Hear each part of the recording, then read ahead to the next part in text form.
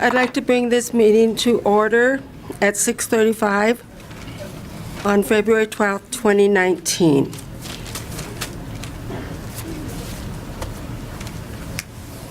I'd like to have the Pledge of Allegiance and a moment of silence, please. Everybody stand. Pledge allegiance to the flag of the United States of America and to the republic for which it stands, one nation, under God, indivisible, with liberty and justice for all.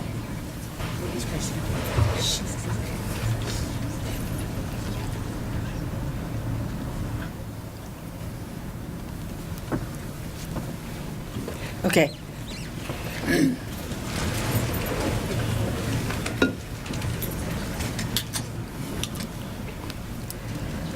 Monica, may I have roll call, please? Dr. Hyde, Here. Mr. Moreno, Here. Mrs. Quintana, Here. Mr. Rolla, Here. Mr. Thomas. Here. I'd like to have a motion for the approval of the minutes, please, for January 22nd, 2019. Madam Chair, I move to approve the meeting minutes of January 22nd, 2019. May I have a second? Second.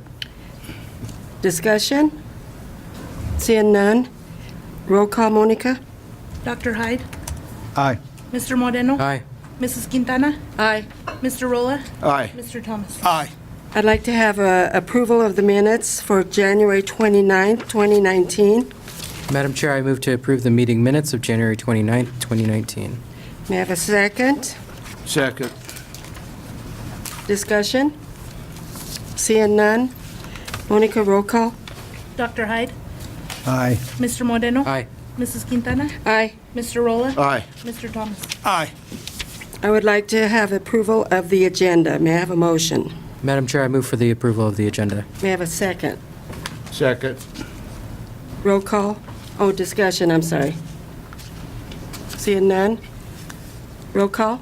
Dr. Hyde, Aye. Mr. Moreno, Aye. Mrs. Quintana, Aye. Mr. Rolla, Aye. Mr. Thomas. Aye. Next, we are into recognitions and celebrations. Dr. Yes, today we have recognitions. We have Mr. Chris Denmark, who is the Assistant Principal, Athletic Director at Adams City High School, and he will be recognizing students from the winter sports. Mr. Denmark?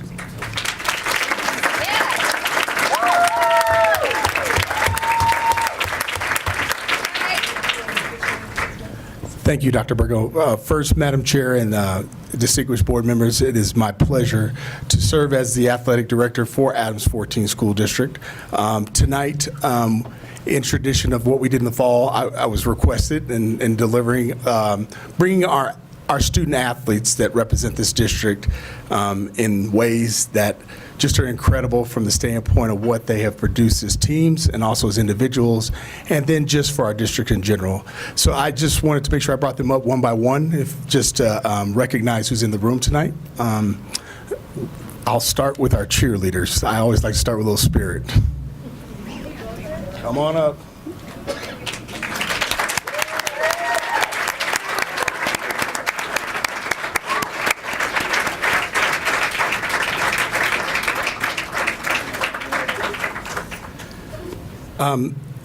To speak about our cheer this year would be to say we have been moving in the right directions with the right group of people. This cheer team has accomplished quite a bit this year as they started in the fall and have now moved into their winter team. Just some of their short accomplishments that they've had. We had our Adams City High School varsity cheerleaders placed third at regionals this year, and our JV team finished first this year at regionals. The coaching staff, which is led by Bailey Humphreys, has done an incredible job of getting our girls prepared for everything that they would need to be competitive at the cheer level. So I definitely want to recognize the team and make sure that everybody knows our cheer is heading in the right direction. Thank you, guys. Can we have a picture? Line up all the kids. Mr. Denmark, if you could line the girls up all along And boys and girls, I'm sorry. And we'll stand behind them. Scoot all around the diocese. Congratulations. Try to go all the way around. Congratulations. Great job. Great job. Congratulations. Congratulations. Keep up the good work. Congrats. Cheers. Good job. Great job. Congratulations for all the hard work.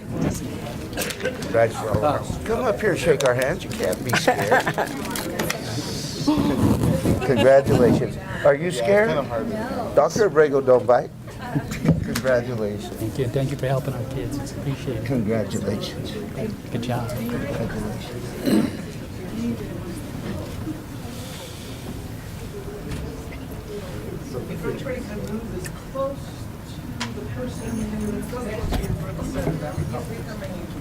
Me too.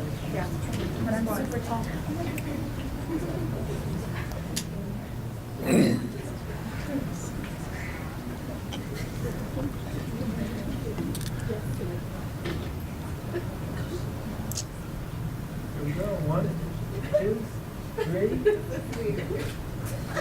Thank you.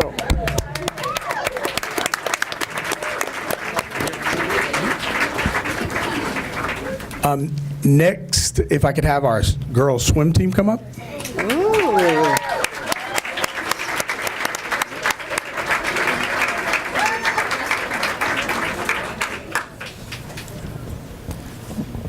First of all, members of the school board, I'd like to recognize our new coach. His name is Rich LeDuc. We have transformed our swimming program into something very special, and as a family, they have grown significantly this year.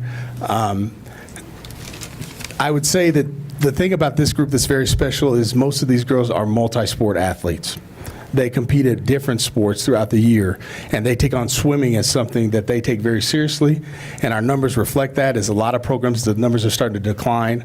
Ours are on the increase with the number of girls competing in swimming, and I just want to make sure we recognize them and their coach tonight for the incredible work that they did this winter.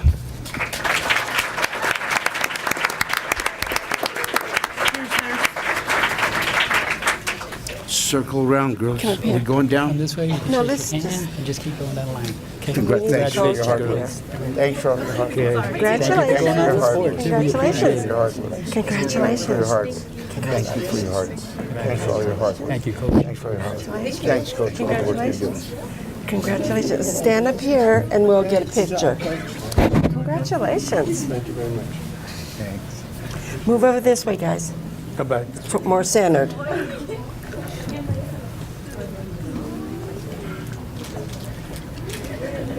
Closer.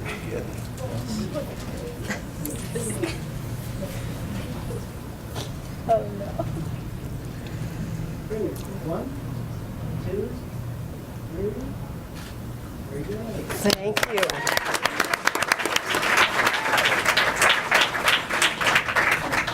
And next, I'd like to bring up our girls' basketball program. Woo! Look how big that, how many there are.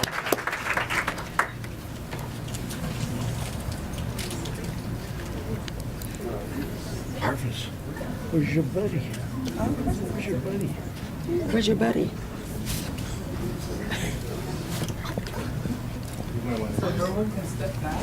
Come back this way, guys.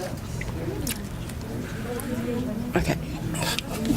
To talk about the basketball program and where they are right now, first I want to say that this team has achieved something that we have not seen at Adams City High School this year. They had, in a while, I should say. They are the first team to have a 12-plus win season in over 20 years at least.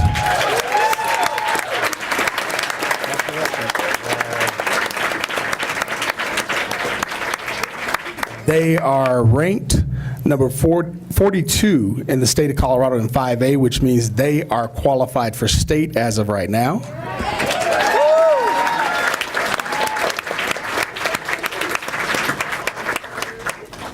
And then by far, they're the funnest to be around at the high school when it comes down to to really showing what spirit looks like.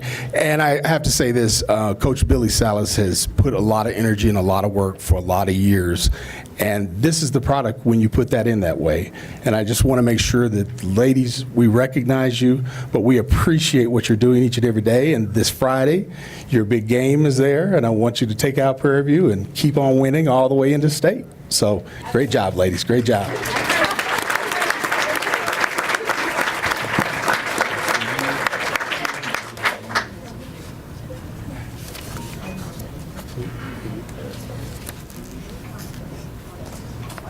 You're at 5:30. As a good coach always reminds the athletic director, 5:30 at Prairie View. They play Friday. 5:30 at Prairie View. They play Friday. We love fans. Come to the games. Yes.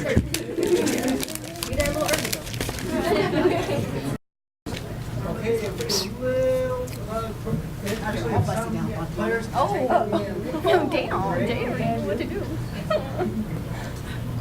Ready? 1, 2, 3. You made me proud.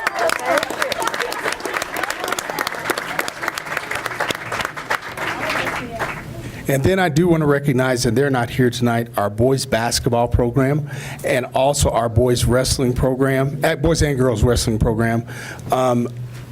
Our wrestling program right now is in the process of getting ready for state. We are ranked number 5 in the state of Colorado in our wrestling program. Our wrestlers definitely have put together a program that is sustainable for many, many years, and so they are preparing for state right now. We wish them well.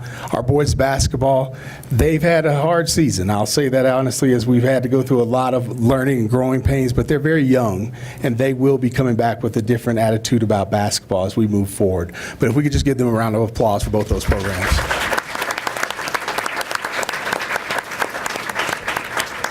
And those are my recognitions. Thank you.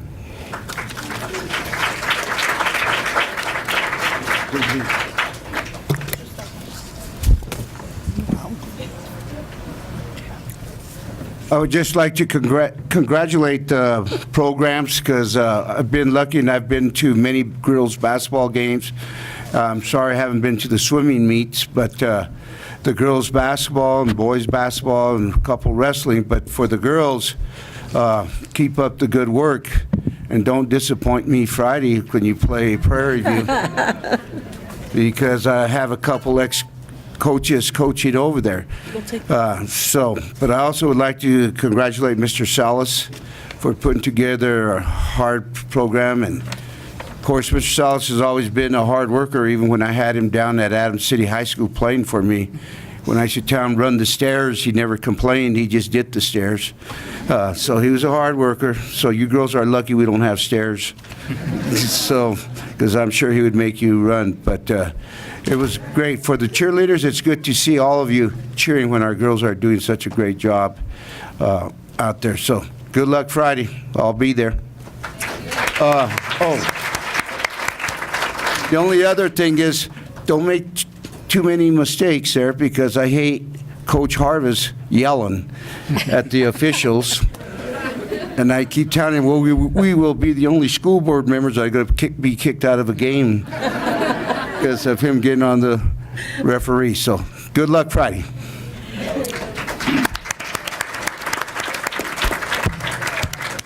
Those are the recognitions for the day.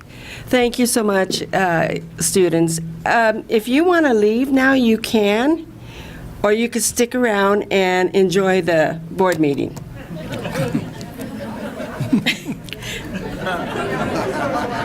I know they have. Nice seeing everybody. Bye. Congratulations. Bye. So cute.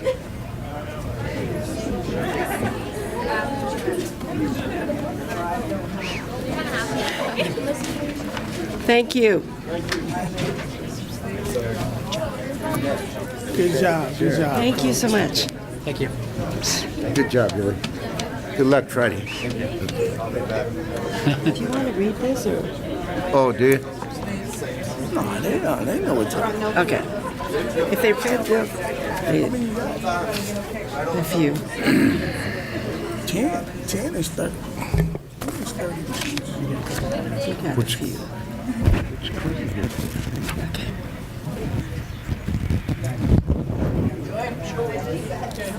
Proud of you. Nice word out. I think I overflow.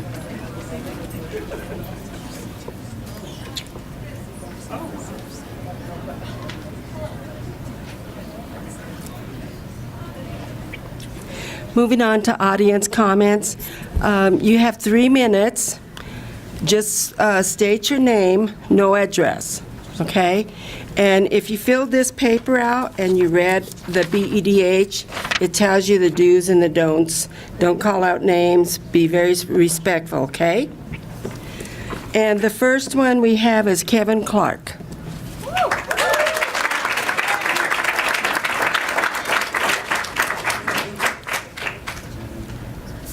Good evening, Madam Chair, members of the board, Dr. Borrego.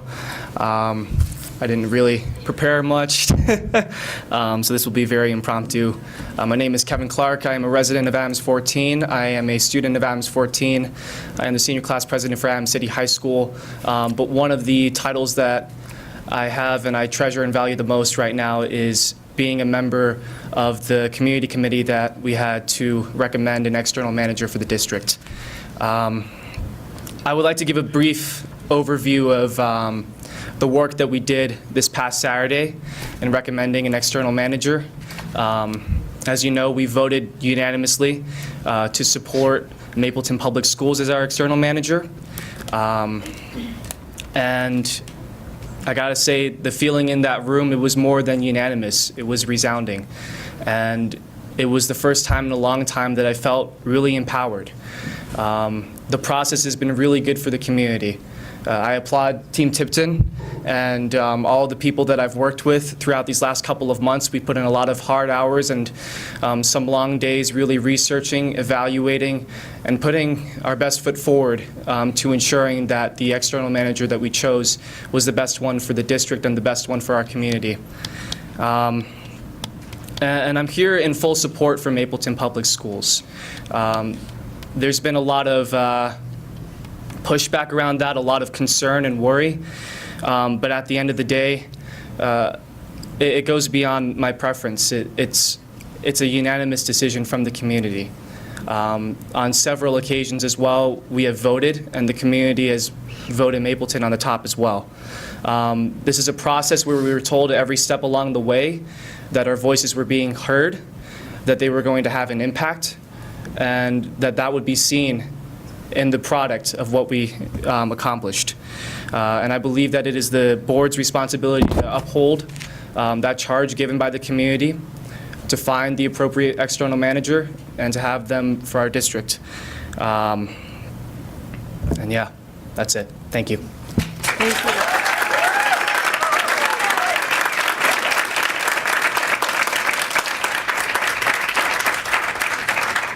Next, we have Lauren Martinez.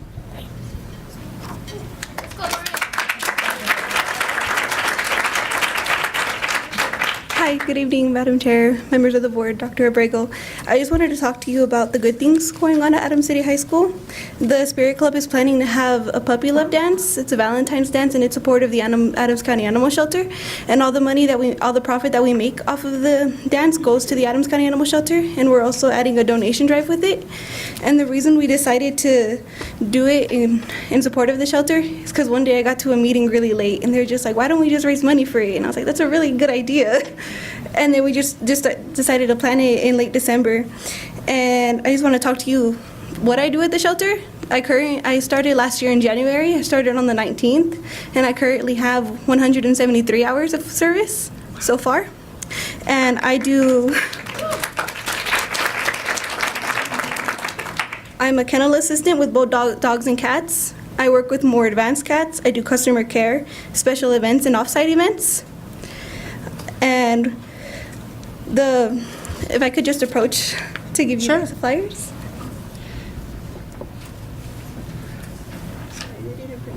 Thank you.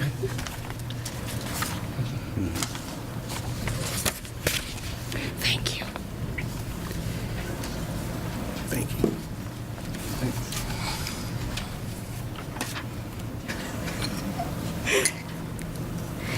And yeah, that's basically, I just wanted to let you guys know, we wanted to raise awareness about having more volunteers at the shelter. We just wanted to get this community more involved because I don't really see many people go over there. And I just wanted this community to know that there is somewhere to go to if they need help with their dogs or vaccination clinics or anything related to that. Thank you. Thank you.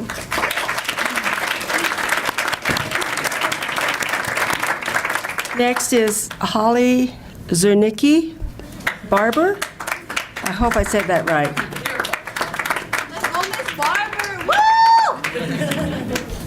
My last name is Chernitsky. Most people in the district know me as Barber, so thanks for letting me speak. Most of you know me already.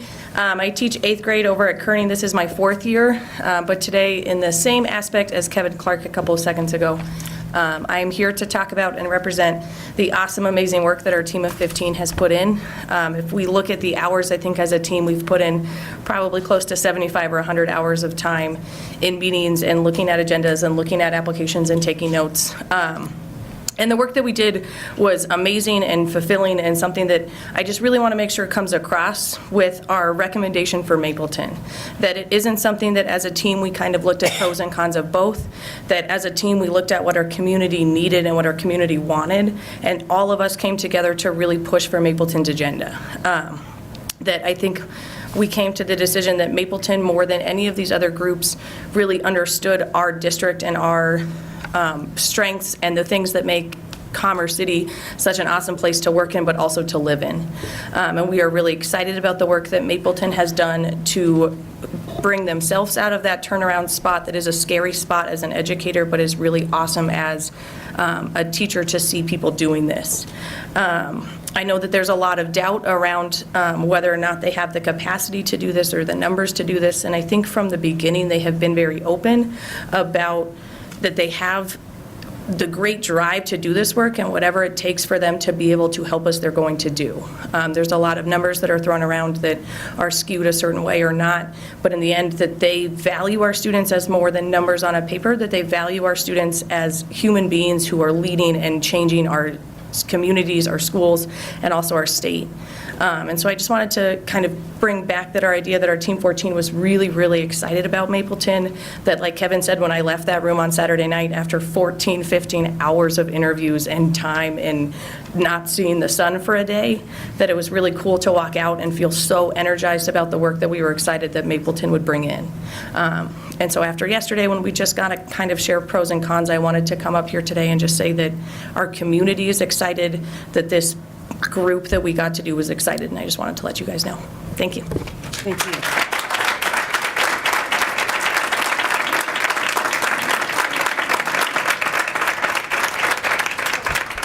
Next, I have Timmy Archuleta.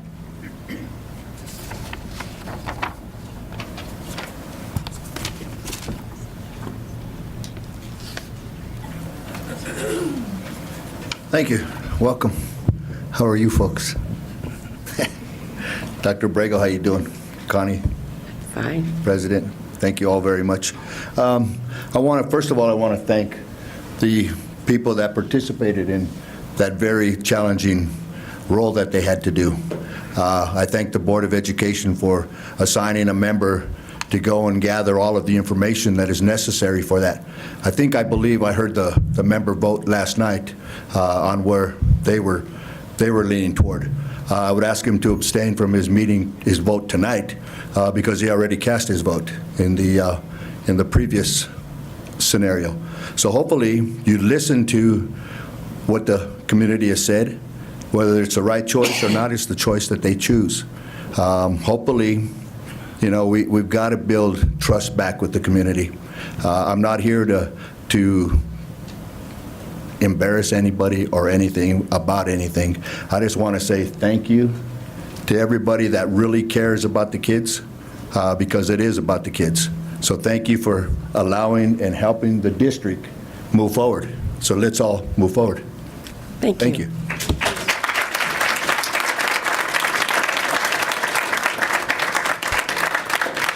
Next, I have Tamika Net.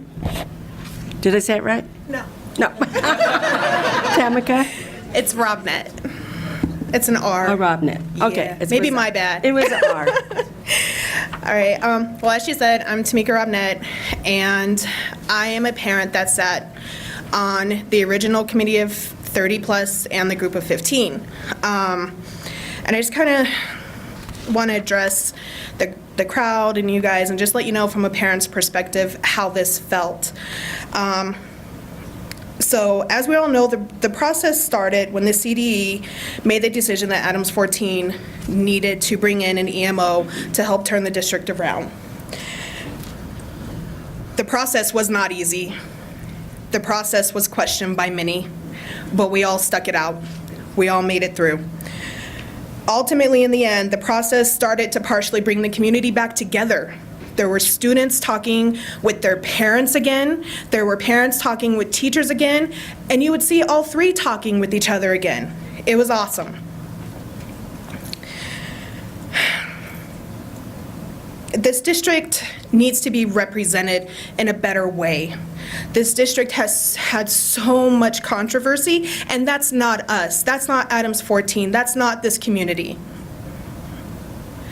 And I honestly feel that our district needs a little help in turning around and putting the students first, putting the teachers first.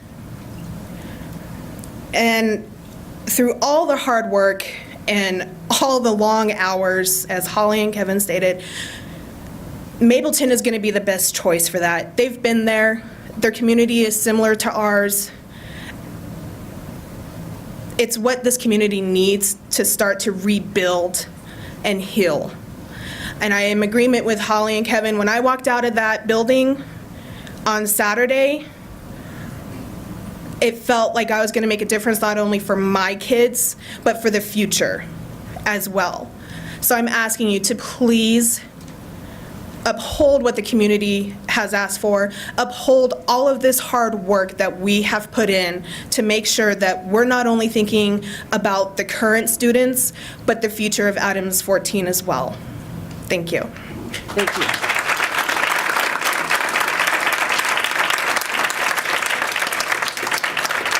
Next, we have Jan Carson.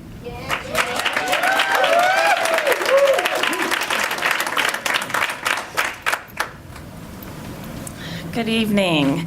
I'm Jan Carson. I'm an instructional coach at Adams City Middle School. Thank you for allowing me to speak tonight. After last night, I have to say, I think some of us who served hours upon hours in committees on Saturdays, after work, after we served with thoughtfulness and deep conviction about how we take care of students in our district, I think some of us felt like we'd been played a little bit just listening to the study session last night. But I'd like to put that aside for just a minute and say thank you to you guys. These last few months, the board has played a vital role in creating a united community that, despite last night's events, gives me incredible hope. You led by listening. You listened to DAC when they said, we don't want charters. You listened to the Tipton group when they said, we have a trust problem in our community. Some of you came to our movie night when we watched Backpack Full of Cash, and we learned about how charters are hurting our traditional public schools. I want to believe that as you've respectfully observed or served in the work of the EMO Committee of 29 and then 15, that you acknowledge the thoughtfulness of all the work that we did together. And through all the work, sometimes it was messy and difficult. We learned together, we laughed, we debated, sometimes we argued. But from the perspective of someone who has been in this district for 12 years, I have never seen an outcome where we came together in such a way that we were committed to each other, to the process, and to the students in this district. I don't think I've ever felt more encouraged. So last night, our CDE representative told us that they have graved, to use words, concerns about Mapleton. Same representative who stood by watching the whole process, same representative who told us that CDE agreed when we took 2 groups off the plate because they just didn't have enough there. But nothing was ever said about Mapleton. And I find that a little odd. I find a few things in the process that seemed a little strange. But that aside, I think what is most important right now is that we not be divided. The bottom line is CDE and the state, they've got the authority to do what they want to do, right? So we can stand together. It could be, and I don't want to believe this, but it could be that they are using us in a way that if they get you to agree, then they can wash their hands and say, well, it was what the state, or not the state, what the Adams 14 Board of Education wanted after all, right?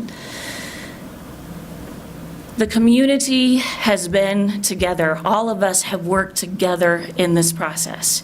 And I believe with all my heart that we are going to be better if we stay together in this. Thank you for everything you've done to bring us back together. Thank you, Jen. Next, we have Brian Fuller, who used to work here. May I approach to hand out some? Yes.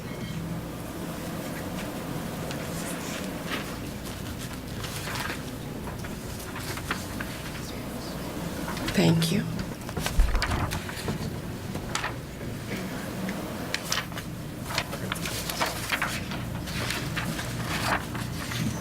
Good evening, Madam President, members of the Board of Education, and Dr. Abrego. My name is Brian Fuller. And I'm Carla Allenbach. And we're here representing Mapleton Public Schools. I'm here tonight to correct the record regarding Mapleton graduation rate from last night, from the study session last night. To begin, I'd like to take a moment to correct the record regarding data presented last evening during the study session that I have received several questions about. The data presented indicated a declining graduation rate from the 2014-2015 through the 17-18 school year for both districts, and that's the top column you'll see on the chart, and that was the data presented yesterday evening. I think there was just confusion around what was presented. The graduation rates presented yesterday evening were actually the 7, 6, 5, and 4-year rates for the 2017-18 grad year, and not the historical rates from 2014-15 through present. My intent in pointing this out is to correct the record and to assure everyone that the graduation rates of Mapleton and Adams 14 for that matter, are not going down and in fact going up. One additional data point I would like to discuss this evening is the ELL graduation rate. The ELL graduation rate for Mapleton, when you look at the 5, 6, and 7-year graduation rates, when we're only looking at ELL students, is higher than the state average for ELL students. When comparing Mapleton to the state of Colorado for ELL graduation rates, we see that last year, Mapleton's best rate, or the rate used for accountability purposes, was 87.3% of ELL students graduating, compared to 76.1% of all ELL students in the state of Colorado, giving Mapleton an 11.2% higher graduation rate for ELL students than the state of Colorado. And I would like at this point to thank you for the opportunity to correct the record, as well as provide the additional information. I'd like to give the rest of my time to Carla. Good evening. The senior leadership team of Mapleton Public Schools wanted to take this opportunity to thank you for the chance to work collaboratively to support quality public education for all children in Adams County. In Mapleton, we have a strong culture of collaboration, communication, and trust.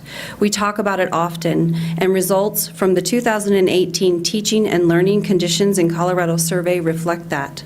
Our staff feel supported in becoming quality educators and strong leaders for their students. 93% of our staff believe they receive adequate support, and 91% of our teachers feel supported in implementing new instructional strategies. Our staff feels safe, respected, and trusted. 96% of Mapleton staff report that there is an atmosphere of trust and mutual respect between school and district administrators. We are a team of 900 ready to stand beside you to work through challenges. We know we are qualified for this work because we are successful in doing this work. Strong schools and strong communities go hand in hand. This is an unprecedented opportunity for a community to unite around its schools and its children to improve outcomes for all. We are hopeful we will get the opportunity to reach across to you, our neighbors, and lift as we climb. It was a pleasure to spend time in Adams 14 this past week, and we are confident that together we will become stronger. Thank you. Thank you. Thank you for your time. Next, we have Ariel Smith.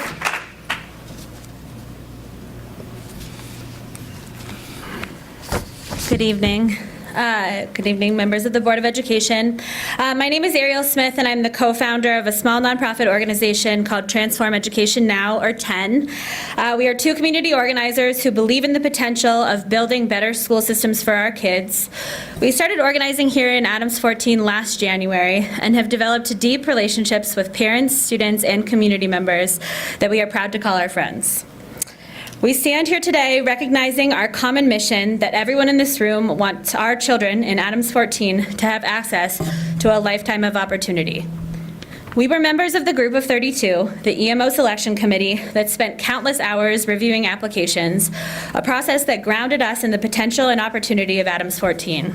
Each of the applicants had interesting and compelling solutions to help us accelerate achievement in Adams 14. The Group of 15 unanimously recommended Mapleton Public Schools to this Board of Education last night. We were deeply disappointed that after the hard work of this committee to learn that only one application meets the state order, which is the Empower application. We are concerned that if the board selects the Mapleton application at this moment without requiring additional commitments from the applicant, that they will not be meeting the state order and therefore could face additional interventions, including the loss of district accreditation. We want more time. We are asking this Board of Education to delay the vote tonight out of respect for the community process so that the Group of 15 can reconvene and reconcile the need of the state order with the preference of the community.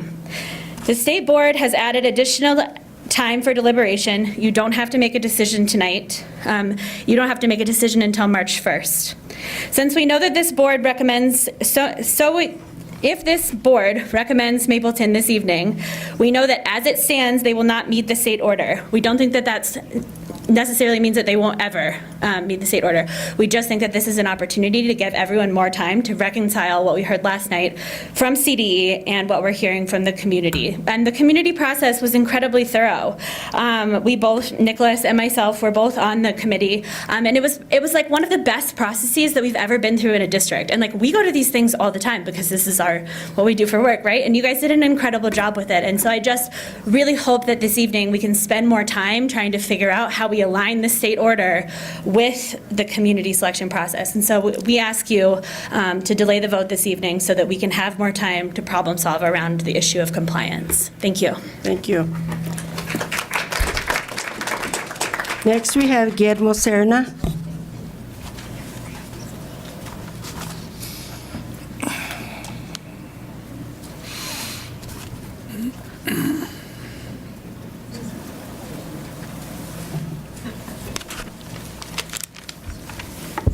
Guillermo Serna. In perspective, it hurts that, for one, that the State Department would put this district and Pueblo to be the first examples of not reaching the standards and punishing that district by then directing it to hire a manager. We don't need the help. All we need is assistance on how to get it done. All of you have worked hard. You saw all the kids here. Each one of those has a parent. We just don't reach out. We push away. Teachers do their best, but we don't give them enough. The civil rights came in and proved that the people that were in your position at one time didn't follow through with the civil rights of what our kids needed. The committee that I saw when I went for once was unequal in participation. When a community is 83 to 85 in each one of the buildings, and I see only 3, 4, maybe 5, and they are outnumbered, and when they want input, they are pointed fingered at and not let them finish. When you accepted some of these people in perspective, they are some of the reason that we are in this trouble with our kids. Our kids can accomplish what they want, but it's not our need, it's theirs. It's their future. What do they want to do? Take a look at the history of this nation. They wanted their people educated so that they could at least have the opportunity to choose what direction they want in their lifetime and their needs and in the labor force. We're not doing it, and it's not just here. But when a state board that really is also responsible for it doesn't do anything other than try to push money, which will be spent right away, it doesn't work. When you hire another district to come in and do what the state board wants you to do, it can't be done. Our kids deserve the best, 100% from that person or persons, because that's what they deserve, and that's what you deserve. So I'm just asking you, challenge the state school board. Challenge them.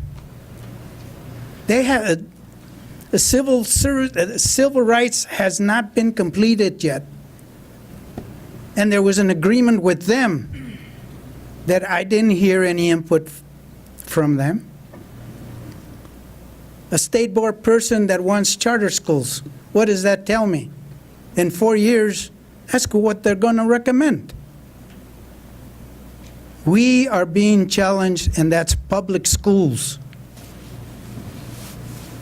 Thank you. I'm just telling you, please ask for more time. Can't do it as fast as possible, but I don't think you should hire any one of these 4 people or organizations.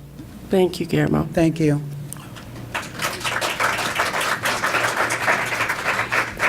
Next, we have Debra Figueroa.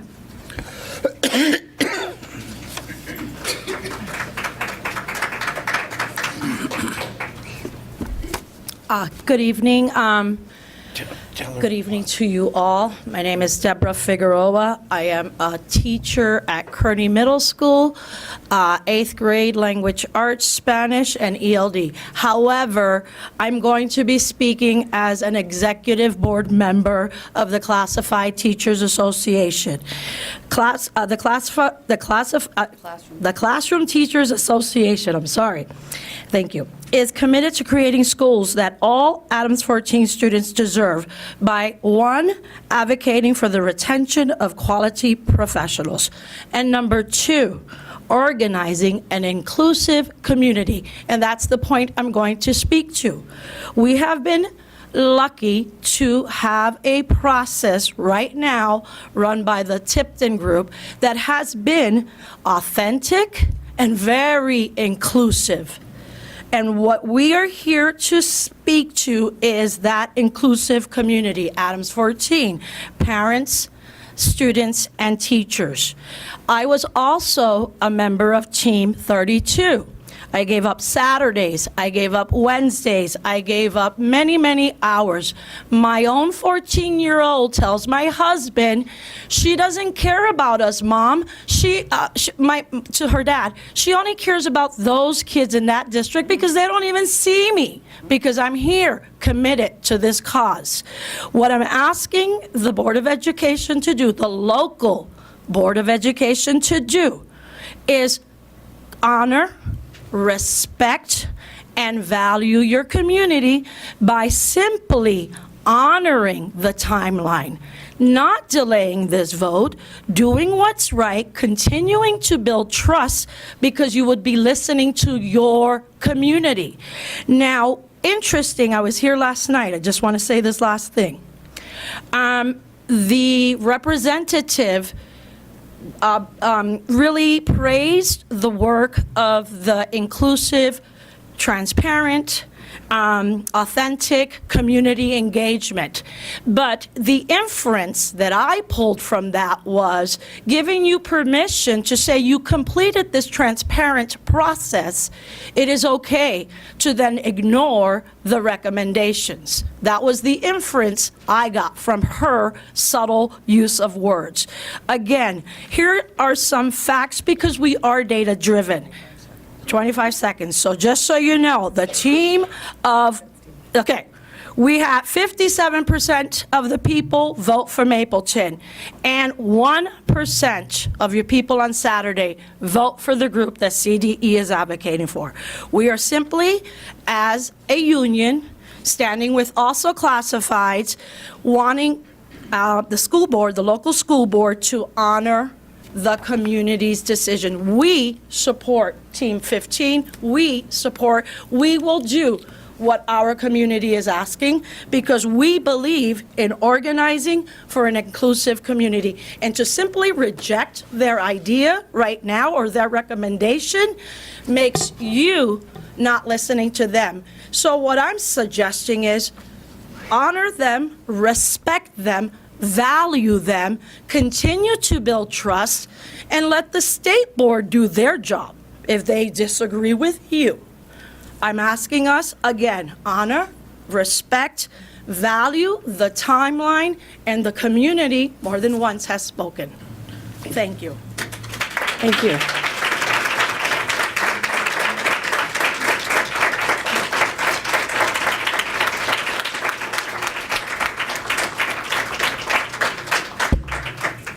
Moving on now to Superintendent's Report, Transportation Update.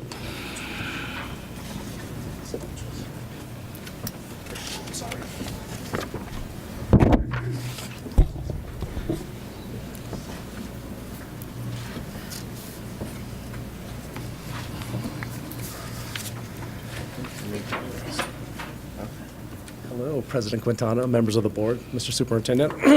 Thank you for allowing us to come up and, sorry, get a little closer there. Thank you for allowing us to come and speak tonight. What we want to go over is, at the beginning of the school year, we were graciously approved for fleet recycling for the white fleet.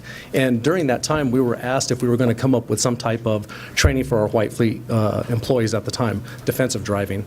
So that's what we have done. We created a defensive driving program. We implemented that. We have already trained some of the drivers before they receive their new vehicles. I had a lead trainer retire tonight. Our new lead trainer for transportation is here tonight, Billy Sellas, and he'll be going over the presentation for you. I have some handouts that you can go over with for your own. Okay. All right, I'm back. So now I have to do my job that pays the bills, not my fun job. So the first thing we do is, some of you have been out to the first day of school when we do all our pre-trips. Some of you guys observe the pre-trips, and we go to an extent on all our pre-trips. And but with the white fleet, what we have come up with is the valid, they have to have a valid driver's license. We pull their MVR record quarterly. They can't have more, for the first year, they can't have more than 2 move-in violations, which also includes even a defective vehicle. If they plead down to a defective vehicle, they can't have a defective vehicle. They have to sign the waiver so that we can pull their MVR. We do have them go drug and alcohol policy, even though they're not on the random pool like the school bus drivers. If there's an accident, they still have to go, depending on the severity of the accident, they could be tested for drugs and alcohol. And then they go over the cell phone policy. The first thing up on the next slide is the vehicle inspection pre-trip and post-trip. And what it is they go on, they have to fill this out daily so that our mechanics know what's going on. Like our school buses, I don't know if you guys remember when you're out there, we had the handhelds and they would click on and that would give us the report. Unfortunately, we don't have those on these new white fleets. We have them on the older. So what we do is we have to generate a paper trail so that we can have it when we get audited by CDE as well. So they go on and they're going to check if it's good. They'll just put a check mark. And if it's not good, they'll put an X, and then they'll report that to, if it's a major defect, they'll report it to the mechanics right away. Some of those items that they check, they're just checking what's damaged, if everything's secure, if they have toolboxes, everything's secure in their vans. Any missing hardware that, on the doors or anything, leaking of any kind, in the engine, frayed belts, making sure the body's straight, any rust and any abrasions, from them scraping on anything during the day or dropping a ladder or anything on there. They'll continue to check the tires with bulges, any cuts in their inflation, their depth on the tires, and then the condition, overall condition of the body. Like I said, once they go, sorry, I'm going a little fast for you guys. Once they get, they check them, like I said, they'll put an X if it's critical that, low oil or flat tire, they'll make sure, or brake failure, they have to do a hydraulic brake test. Some of you guys seen the air brake test that they would do on the school buses. Well, they have to do a hydraulic brake test on that. All items with no defects will be marked as a check. If they have a trailer, anything, it goes to the same criteria. They have to meet all the safety requirements on those trailers in use. Any of the loads that they put on, whether they're putting the tractor or anything, they have to secure it and make sure it's secure before they take off. Their post-trip, we're only looking at 4 things: the tire condition, the pressure on the tires, fuel leaks, lights, and exterior condition. So we're just making sure that they're going through all those post-trips. After they're done, throughout the week, they have to turn them in on Monday to dispatch, which is Mario, the dispatch foreman. They'll turn them in, they'll get a new sheet. They like to keep them over the weekend in case they have to do weekend work over the weekends. And then any of those defects will automatically be reported to the mechanics. You guys have any questions? You want to just keep going? All right. So the other part of it is defensive driving. So we want to observe them. We do a ride observation. We broke it down because we do an assessment every year on the driver, and we also do ride-alongs with the drivers as trainers. So we kind of did the same lines, but not an extent. We just want to make it defensive. That's what we feel that'll keep them safe and accident-free, is if we kind of know that once in a while that one of the trainers will jump on with them and say, hey, we're going to do a ride observation with them. They got to follow with the rules and regulations. And then here's on the back side is what the ride observation looks like. We always just click, we're just checking their seat belts, their attitudes, and then it just goes line of travel, and just goes through those. You guys have those. They're scanning their mirrors. It's almost basically what we have the drivers do, but just not to an extent. They're following distance, how they manage the the center of the lane, and they're stopping and starting, you know, so they're not the wear and tear on those vehicles because they're all brand new. And then one of the main things we do is when they're in on district property, we're asking them to drive 5 miles an hour and then also back into any spot so they can see. We want them to back driver's side, so that way when they leave, they can see the whole picture of where they're leaving. So if they try to pull in and then try to back out, they don't get to see, especially if they're in those big vans.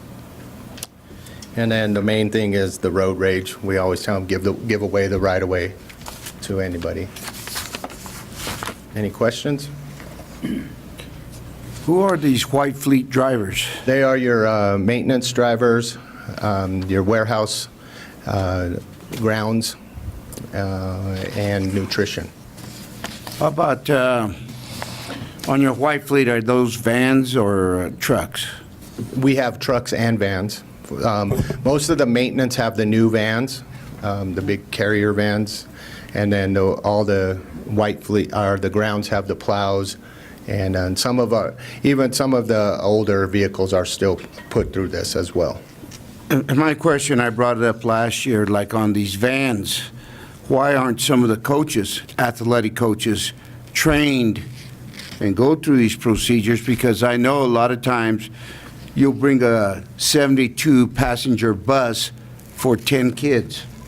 I mean, to me, that's a waste of money, especially if you could get the coach to take these tests and go through the rigorous procedure, and they could drive them. And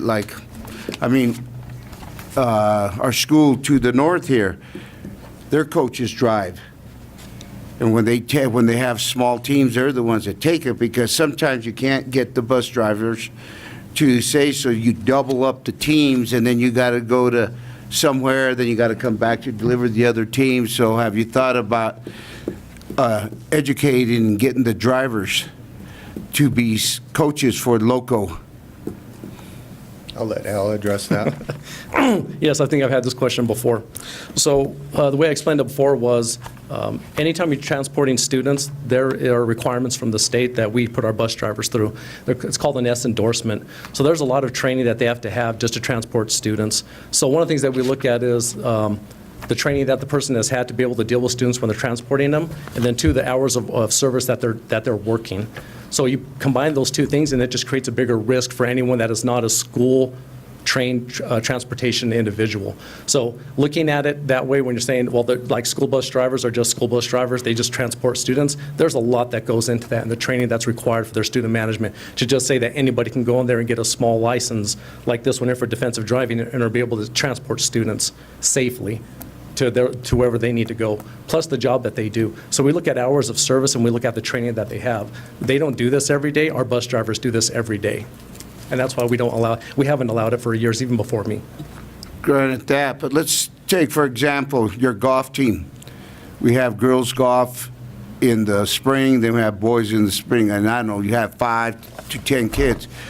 What are the chances of those kids driving their own car to Buffalo Run and getting a wreck than it would be for a coach to get in one of these white fleet vans and take the whole team so the whole team could practice together? Whereas maybe I don't go to practice because I'm supposed to ride with you and you take off on me. Now I miss practice.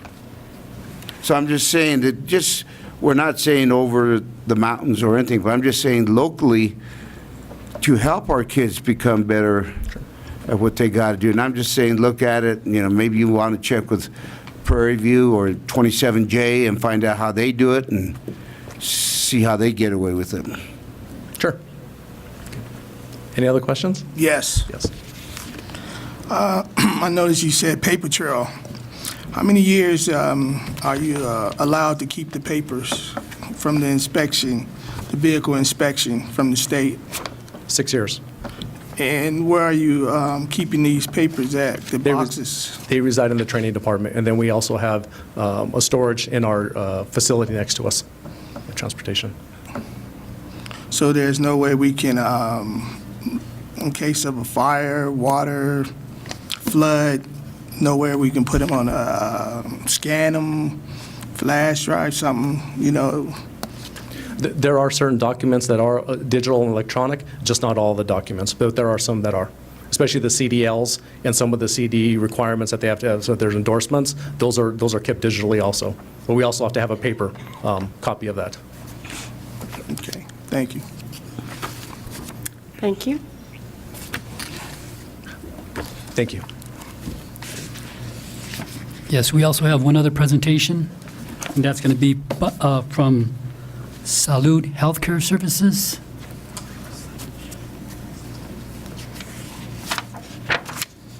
Good evening, Board President Quintana, distinguished board members, and Superintendent Obrega.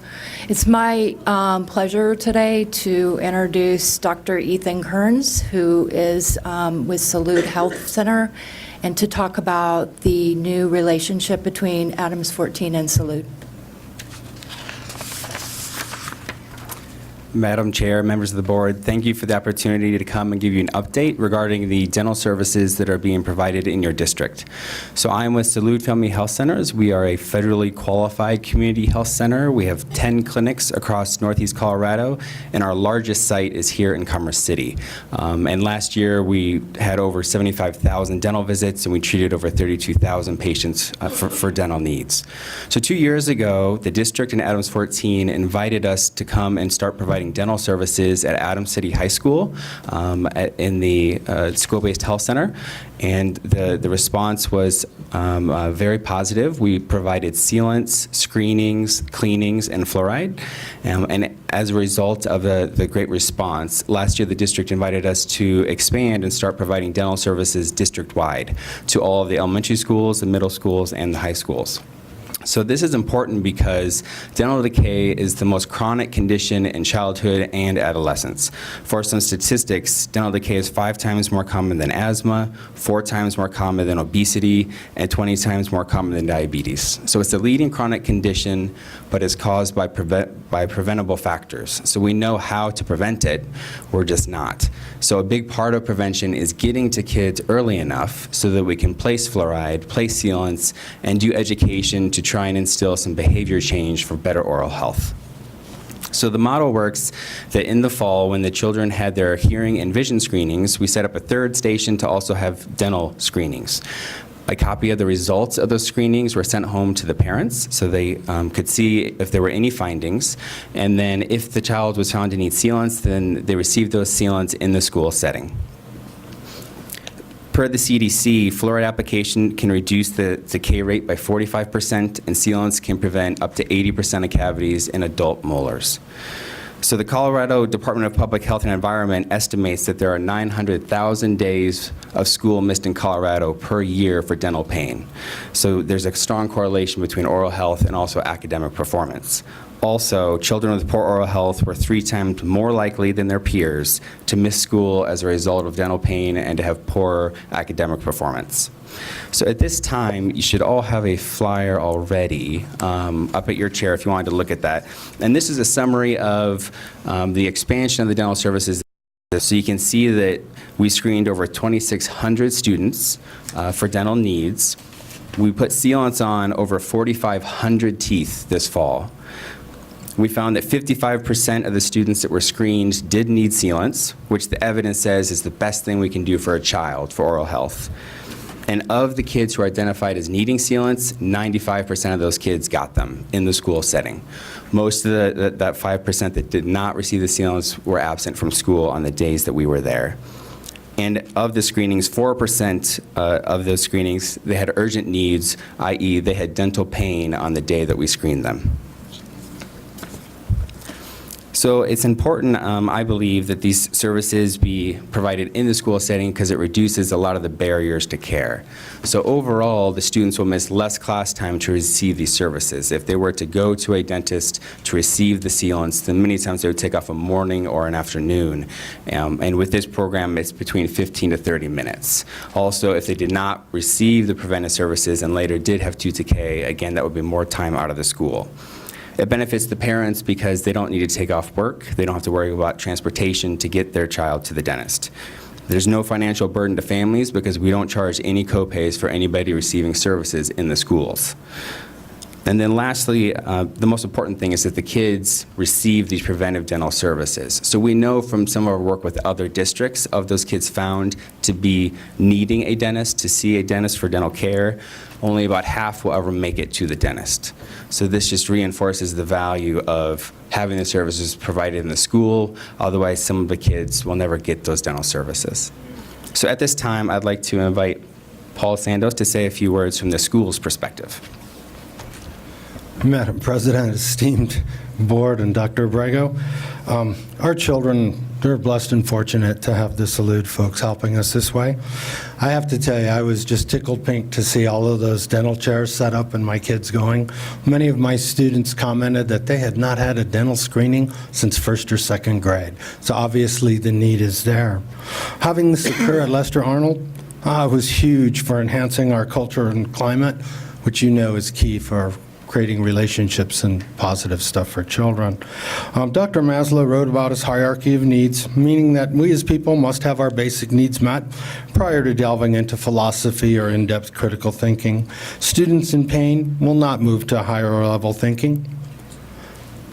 For my 18 children with children, this was a wonderful educational opportunity to understand you need to get to the dentist, and so do your children.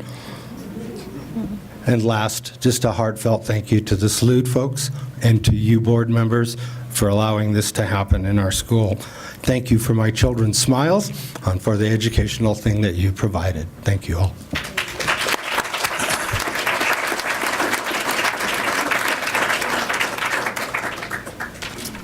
So I'd once again like to thank you for the partnership. I really strongly believe that we have started to improve the oral health of your students. Do you have any questions? Yes. Sure. Is this the first year of the dental partnership? That is correct. Adams City High School, we've been there for 2 years, but we started going to all the elementary schools, middle schools, and high schools this fall. So these statistics are just from this fall. And are we only doing it once a year, just fall, or are we not doing it spring? So at some of the schools, we are also coming back for the spring. There will not be hearing and vision screenings in the spring, so the workflow will be a little bit different, but we plan to come twice a year. And when you come back in the spring, do we get an update like this? Because the reason I'm asking, thank you, Doctor, for the presentation too, because I did my math a little bit, and it's 7,500 students in the district, and I was able to see 26, which is marvelous. But then I just took it down to 80% of the students, and I got 6,000 students, which is 43% of the students in Adams 14 that was SAW. So we still missing some students. So is staff going to have the Salud clinic see the students that was not seen?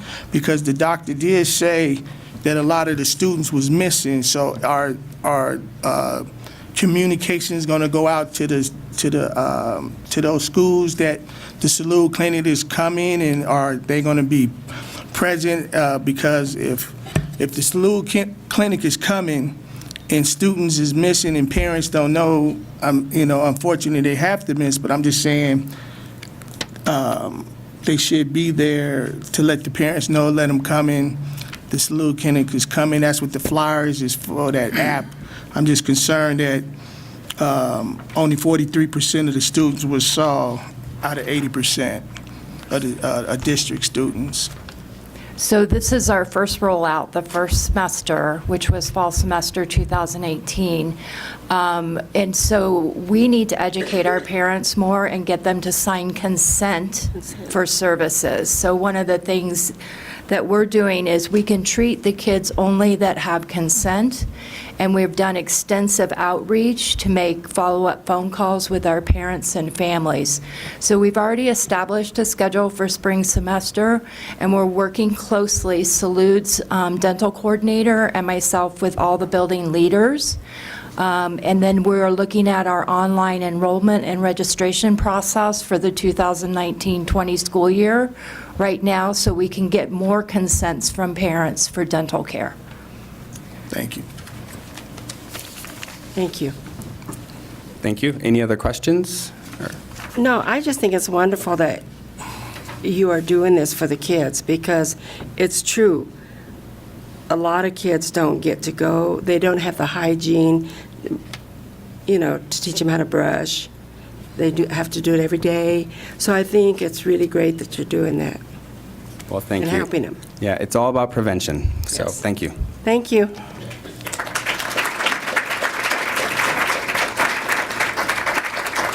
We don't have any other reports. That's it. Okay.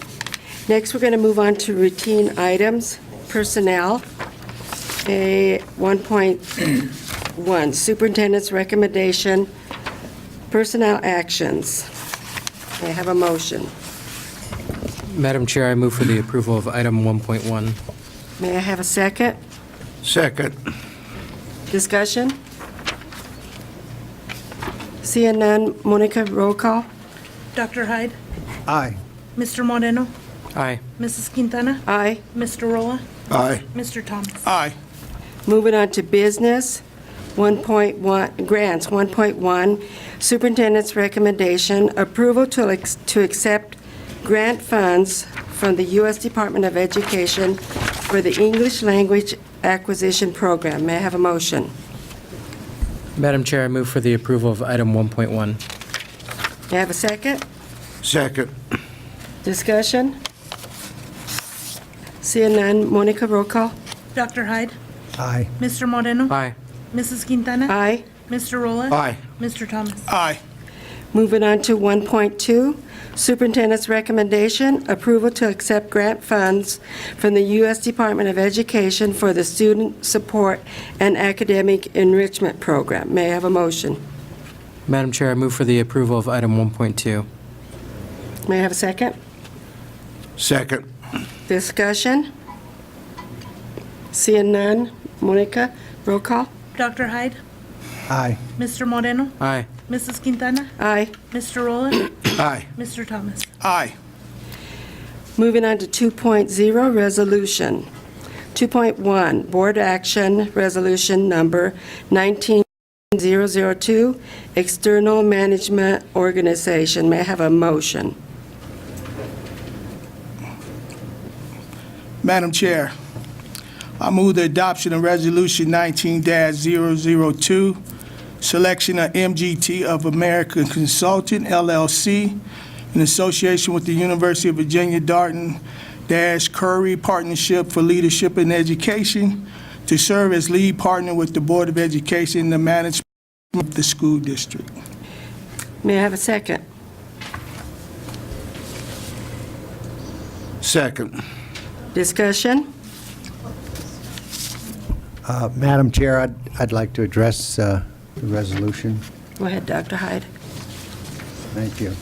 I had some prepared comments, in part in response to last night's meeting, but I would like to abandon those to some extent, because a number of the people who came here this evening and gave public comments, I think, spoke more eloquently than I could. Several of them were members of the committee of 15, and as well as other members from the community. But there are a few things that I would like to add to or to read regarding what they've said. And the first is that I'd like to thank Team Tipton for the work that that they have put in. It took a firm hand to adhere to the process and to balance the many voices. And we had a very well-specified process. We had to inform the public and get them involved, and they did step up.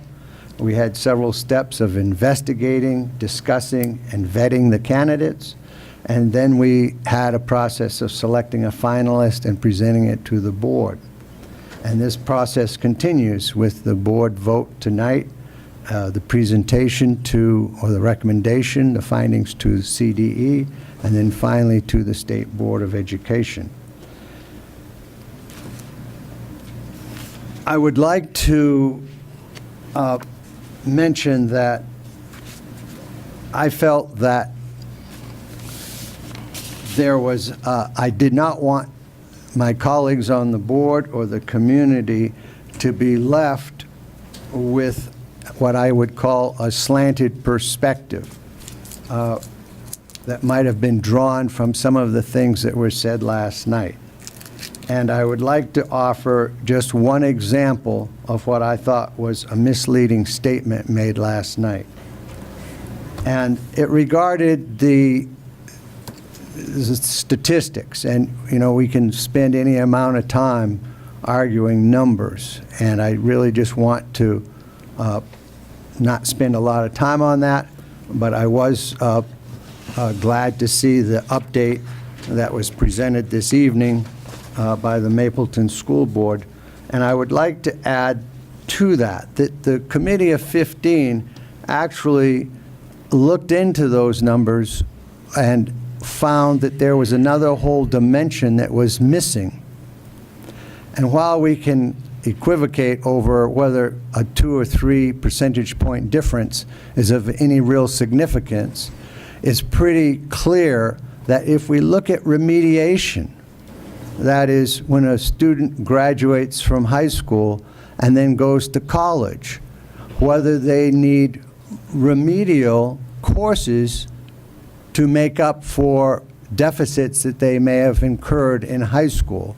And if we look at those numbers, it's a huge difference between Mapleton graduates and the Adams 14 graduates. Mapleton, I think, is at 64%, Adams 14 has some 34% of their college-going students that require some form of remediation. For Mapleton, it was 41%, which is a huge difference. And essentially what that boils down to is it says, you know, we may have more or less the same percentages graduating, but what's that diploma worth if you have to, if 2/3 of your students have to take courses to make up for whatever they perhaps got in high school? And I would like to turn also to another arena, a non-numeric arena, and that is, the point is, regarding the numbers, the point is not to laud Mapleton over Adams 14, but to counter the impression that Mapleton's efforts have not been successful. And on that point, I would like to mention another consideration that lies outside the arena of numbers, and that is the community support Mapleton receives from its parents. They feel good about their schools. They understand the need Mapleton had to reinvent themselves a number of years ago. And the goodwill is essential for building strong community school relationships. A huge outcome of that goodwill is the fact that Mapleton passed in 2016 a bond issue for an extraordinary $150 million.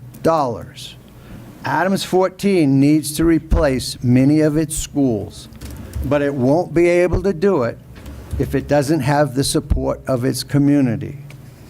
The committee of 29 and 15 have gone through long, in-depth procedures of evaluating, discussing, and vetting. At 3 distinctly different times and under different conditions, the polling showed Mapleton to be the first choice of the broad community of Adams 14. The final vote on Saturday was unanimous. Honoring their very serious work will go a long way in building trust and showing respect for them and the community they represent. The last point I would like to make is during public comments, a member of the 10 organization mentioned that Mapleton might not meet the state standards in terms of the compliance and so forth. However, I would take issue with that statement. for a number of reasons. First, the committee's members did look at the state standards and believed that they were in compliance. And second, it is frankly an open issue. It's open for debate, and it can be argued either way. And it is not our job to second-guess what the State Board of Education is going to rule or what they're thinking. Our job is to pick the candidate that we think is best suited for the job, and then that goes up the chain to the CDE and on to the State Board of Education. Thank you, Madam Chairman.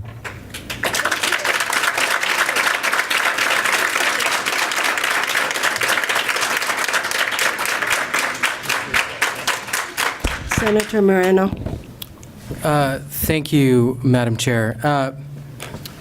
So the motion we have before us is to select MGT UVA as the external management organization.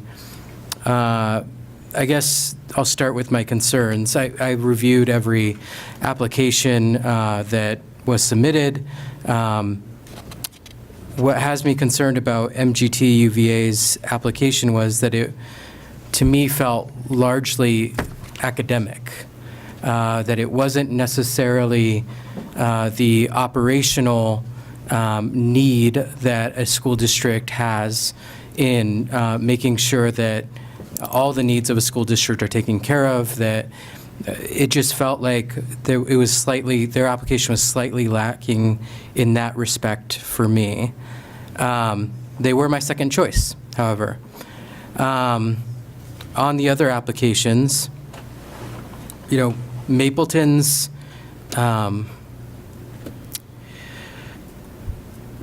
it is a legitimate concern that folks have expressed that Mapleton is not a performance district.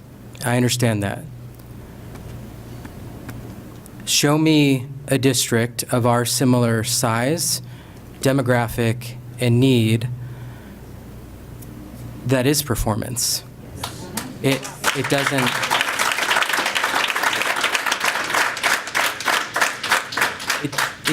It doesn't exist. And yes, Mapleton has had some success, some backtracks.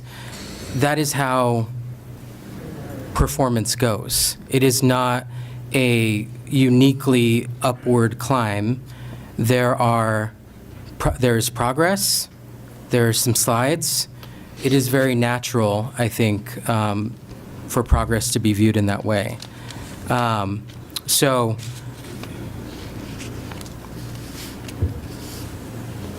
I think, I guess I will just end with thanking the community, thanking the group of 15 and the larger group for all the time and dedication you put into this. I found your feedback incredibly helpful. I'd just like to say that I'd like to thank all the groups that presented to us. And because it's a hard job, and as somebody stated earlier, we're being put in front of the state to say, can we do it or not? Whoever we get, can we do it or not? And I think we have to send a message to the state that, hey, I don't care what position you put District 14 in, we will succeed. And once again, I was glad that I was able to listen to the community last night, because we have never heard the community. And so when I make my decisions, it will be based, hey, I got to listen to the community. And we'll go from there, because they keep saying we don't listen, but we do listen. Some of you have come up and said, we have put in all these hours and hours and hours to come up with this. That's just a fraction of what this board does. When you think we're not doing nothing and we meet 4 days a week, we're here. Some of these, I'm lucky because I'm not married, so I don't have to worry about a spouse, but some of these individuals don't get to see their spouse, because by the time we get home, they're already in bed. So we do put in the hours, and I just want whatever decision we come up with today, I want you to remember that we do care and we do pay attention. And so don't belittle people that will vote for it or won't vote for it. Just say thanks for your time. Thank you. Mr. Thomas? I'm good. Okay. And I want to thank everyone, all the EMOs, because, like I said last night, each one has their own expertise. This is not easy for us, just as Team 15 it wasn't easy for. And the reason I say Team 15 because they are the community. So, and I've always specified community, District 14. So each one has their strengths and their weaknesses, just like we as people do. So whatever decision we come up with, I agree, it's for the betterment of the students. So, thank you. So, roll call. Monica, may I have roll call? Dr. Hyde? No. Mr. Moreno? No. Mrs. Quintana? Yes. Mr. Rolla? No. Mr. Thomas? Yes.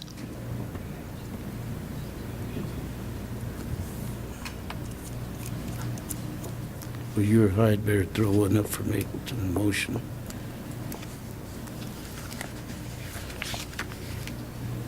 Madam Chairman, may I make a motion to recommend Mapleton School District for this resolution? We need a motion. I so move. Second? Second. Discussion? I would like to have a discussion on that because as far as Mapleton, I have looked at their data, and I do agree with CDE. They might have the same demographics as we do, the same type of children as we do, but we are clearly different, a different culture than they are. And I just, looking at their statistics, I just find it hard to have someone who's almost equivalent to our academics come in and help us. Now, that's just me. Because I'm looking at where are we going to go academically? We have improvement schools, we have performance schools. They have improvement. So I just have a hard time understanding where they are going to take our children. And they're only going to be here a couple of times a week. And I'm more concerned about the children, not concerned about the demographics. I want to make sure all our kids can read, all our kids can do math. If they want to worry about demographics, they can go visit over there. You play sports with them. But I'm more concerned about getting our kids ready for society out there. Ready just to be able to read. That's a major goal for our children. How many kids in our school can read, can comprehend what they're reading? That's a big task. And I agree their demographics are similar, but it's a whole different culture over here. So that's all I have to say. Madam Chair, I would like to just point out that I think that it is extremely rare situation to find a school district that has a superintendent and senior staff that have the tenure that Mapleton has. And in this day and age, superintendents turn over yearly, or lucky to stay 2 or 3 years. And Mapleton has had a superintendent there for umpteen years. And 18 years, I hear, something like 19 years. And if you look at their senior staff, they've been there 10 and 20, 25 years. Those people cannot stay there if they don't have a real good relationship with their community and the backing of their community.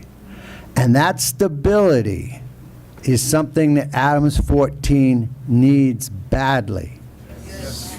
And the scores are not perfect in Adams, in Mapleton, and they're not perfect in Adams 14.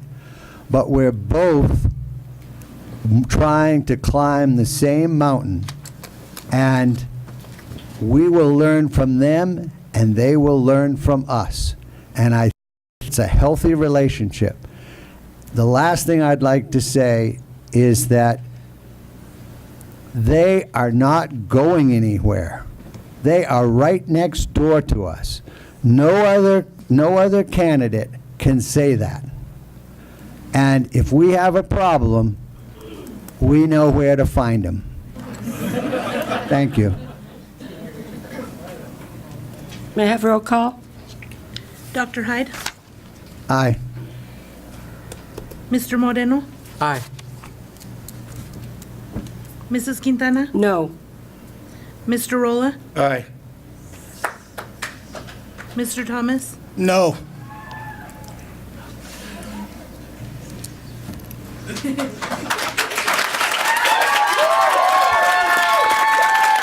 Keep it down, please. We have further business.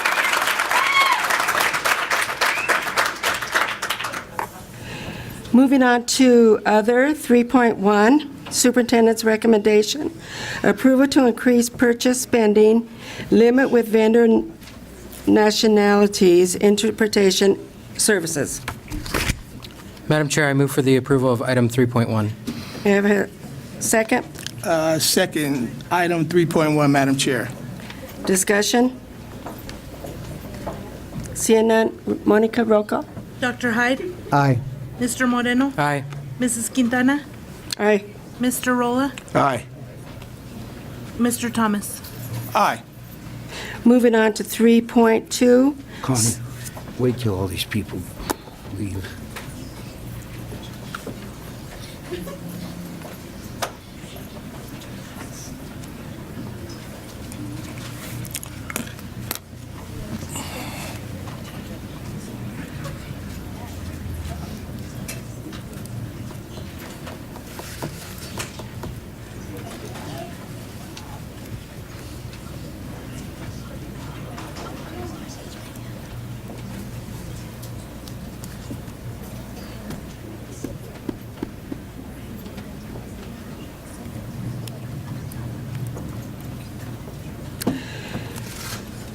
Like to resume.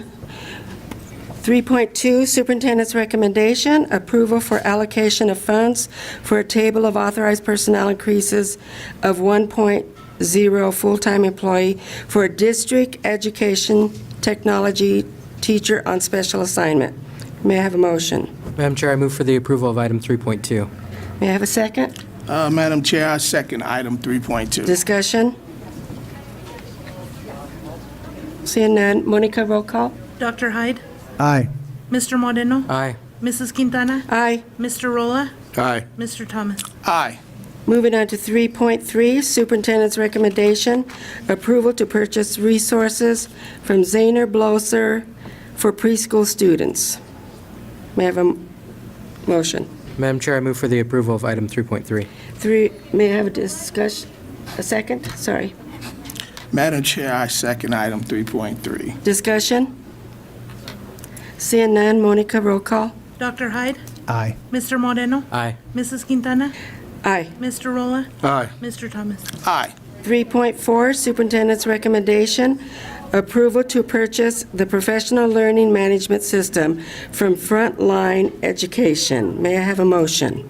Madam Chair, I move for the approval of item 3.4. May I have a second? Madam Chair, I second item 3.4. Discussion? Seeing none, roll call. Dr. Hyde? Aye. Mr. Moreno? Aye. Mrs. Quintana? Aye. Mr. Rolla? Aye. Mr. Thomas? Aye. Moving on to 3.5, Superintendent's recommendation, approval of out-of-state travel to Seattle, Washington for a threat assessment and case management training on April 1st through the 4th, 2019. May I have a motion? Madam Chair, I move for the approval of item 3.5. May I have a second? Second. Discussion? Seeing none, Monica, roll call, please. Dr. Hyde? Aye. Mr. Moreno? Aye. Mrs. Quintana? Aye. Mr. Rolla? Aye. Mr. Thomas? No. Moving on to 3.6, Superintendent's recommendation, approval to contract with Raptor Technologies, LLC, as the district's provider of visitor management hardware and software technology. May I have a motion? Madam Chair, I move for the approval of item 3.6. May I have a second? Second. Discussion? Seeing none, Monica, roll call, please. Dr. Hyde?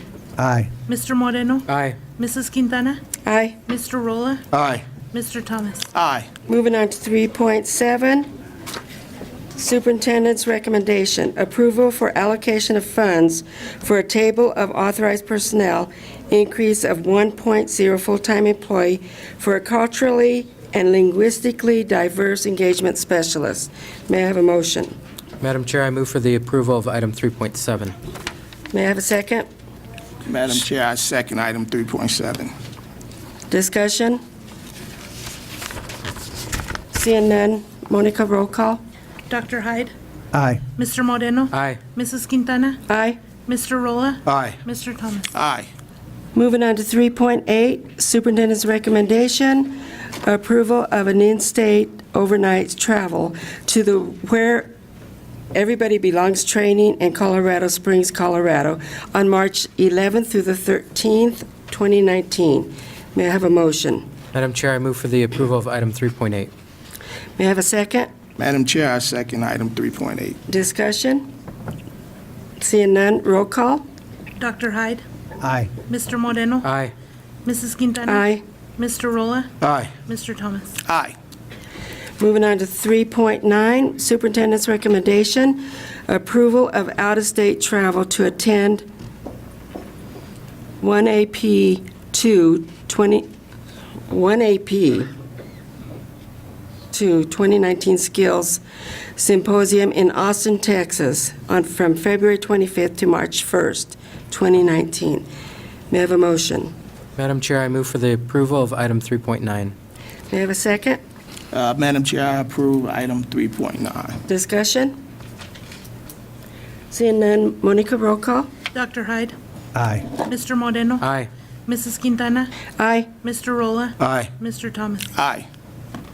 Moving on to 3.10, Superintendent's recommendation, approval to contract with SHC Services Incorporated, DBA Supplemental Health Care for the professional services of licensed speech and language pathologists.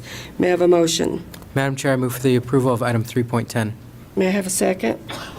Madam Chair, I approve item 3.10. Discussion? Seeing none, Monica, roll call. Dr. Hyde? Aye. Mr. Moreno? Aye. Mrs. Quintana? Aye. Mr. Rolla? Aye. Mr. Thomas? Aye. Moving on to 3.11, Superintendent's recommendation, approval of for allocation of funds for a table of authorized personnel temporary increase of 3.0 full-time employees for the 2018-2019 school year for preschool paraprofessional positions. May I have a motion? Madam Chair, I move for the approval of item 3.11. May I have a second? Madam Chair, I second item 3.11. Discussion? Seeing none. Roll call? Dr. Hyde? Aye. Mr. Moreno? Aye. Mrs. Quintana? Aye. Mr. Rolla? Aye. Mr. Thomas? Aye. 3.12, Superintendent's recommendation, approval for allocation of funds for a table of authorized personnel increase, 4.0 full-time employees for the 2018-2019 school year for paraprofessional positions in special education. May I have a motion? Madam Chair, I move for the approval of item 3.12. May I have a second? Madam Chair, I approve second item 3.12. Discussion? Roll call, Monica? Dr. Hyde? Aye. Mr. Moreno? Aye. Mrs. Quintana? Aye. Mr. Rolla? Aye. Mr. Thomas? Aye. Moving on to 3.13, Superintendent's recommendation, approval for conversion of 1.0 certified full-time employee to 1.0 support and tech full-time employee for the position of School to Work Alliance Program Coordinator beginning the 2019-2020 school year. May I have a motion? Madam Chair, I move for the approval of item 3.13. May I have a second? Madam Chair, I second item 3.13. Discussion? Seeing none, Monica, roll call? Dr. Hyde? Aye. Mr. Moreno? Aye. Mrs. Quintana? Aye. Mr. Rolla? Aye. Mr. Thomas? Aye. Moving on to 3.14, Superintendent's recommendation, approval to increase funds with Kids First Healthcare for the paraprofessional on-call school nursing services for licensed child care programs occurring outside regular contact hours. May I have a motion? Madam Chair, I move for the approval of item 3.14. May I have a second? Madam Chair, I second item 3.14. Discussion? Seeing none, roll call? Dr. Hyde? Aye. Mr. Moreno? Aye. Mrs. Quintana? Aye. Mr. Rolla? Aye. Mr. Thomas? Aye. Moving on to 3.15, Superintendent's recommendation, approval to purchase Managed Methods Cloud Security Monitoring Services. May I have a motion? Madam Chair, I move for the approval of item 3.15. May I have a second? Madam Chair, I second item 3.15. Discussion? Seeing none, roll call? Dr. Hyde? Aye. Mr. Moreno? Aye. Mrs. Quintana? Aye. Mr. Rolla? Aye. Mr. Thomas? Aye. Okay, now we finished the business, so now we're on communications. On February 26th, the Board of Education meeting will be located at Monaco Elementary. So instead of being here, we're going to be over at Monaco. So if y'all want to join us, that's the place to go, okay? And we don't have the time yet. Normally it's 6:30, but if we have a study session, it'll be sooner. And I don't have that.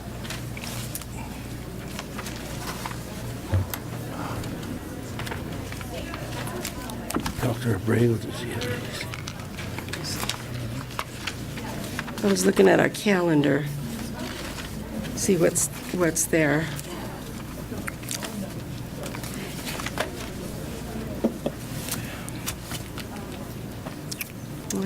I think that's about it. Dr. Borrego, do you have anything? No, we don't have anything for communications. Nothing? Madam Chair, Go ahead, Jonathan. I have a resolution for you to formalize your selection okay. of management partner this evening. Okay. Would you like me to read it? Yes, please.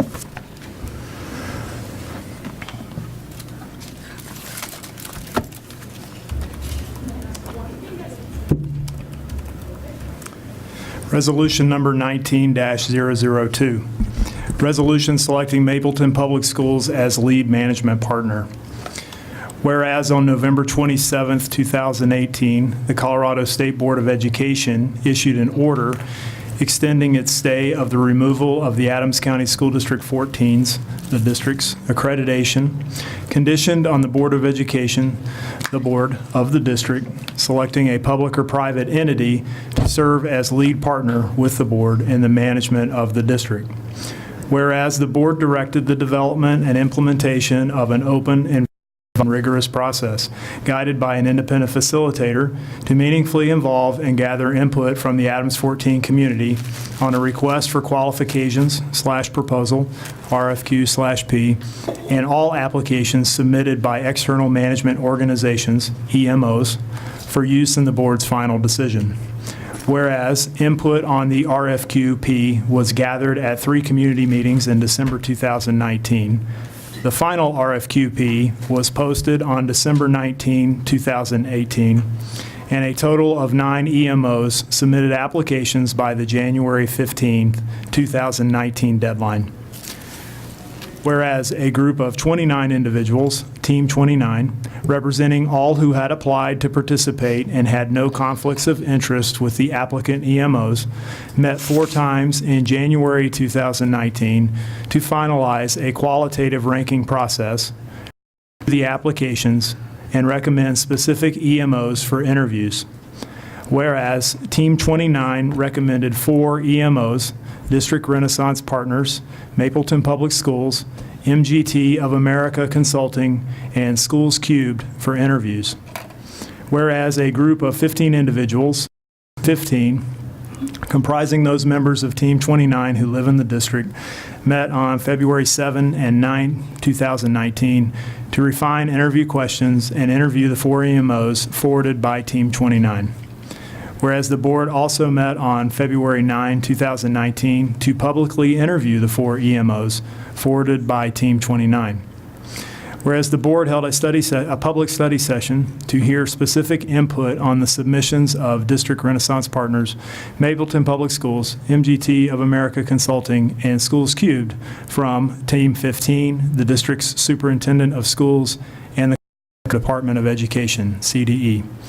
And whereas, following reasonable public notice and the thorough engagement of community stakeholders, the board has considered the submissions of District Renaissance Partners, Mapleton Public Schools, MGT of America Consulting, and Schools Cubed, including the information provided by each of these EMOs in their interviews, as well as input provided by Team 29 and the community at large throughout the selection process. The specific input provided by Team 15, the superintendent, CDE, and all public comments. Now therefore be it resolved by the Board of Education of Adams County School District 14 that Mapleton Public Schools, legally known as Adams County School District Number 1, be selected to serve as lead partner with the board in the management of the district because it has demonstrated it can best meet the requirements of the RFQ-P and the state board's order as recommended by the district's community. The documents referenced above, including the EMO's submissions and materials generated by Team 29, Team 15, and the superintendent, as well as all records of public comment, board meetings, and community meetings regarding the EMO selection process, are hereby incorporated into this resolution and made part of the official record, adopted and approved this 12th day of February 2019. Thank you. And Jonathan, do we need to make a motion to approve the resolution? Well, given that Dr. Hyde's motion formally was to recommend selection, I mean, unless somebody has an objection, I think it just needs to be signed. But if any board member exercises a point of privilege that it should go through a more formal process, then you should. No, but I think does we're anybody fine. have? All right, then I'd say you've taken action. Thank you. Meeting is adjourned.